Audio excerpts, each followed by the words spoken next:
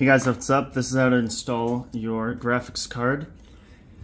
You need to take the PCIe slot covers off right here, but keep the screws because we need to screw them in.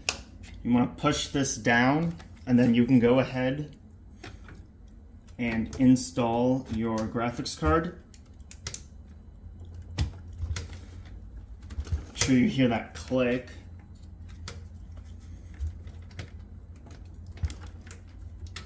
Can't pull it out, so you're good there.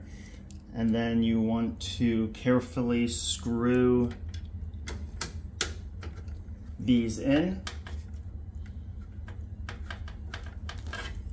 Do a little bit there.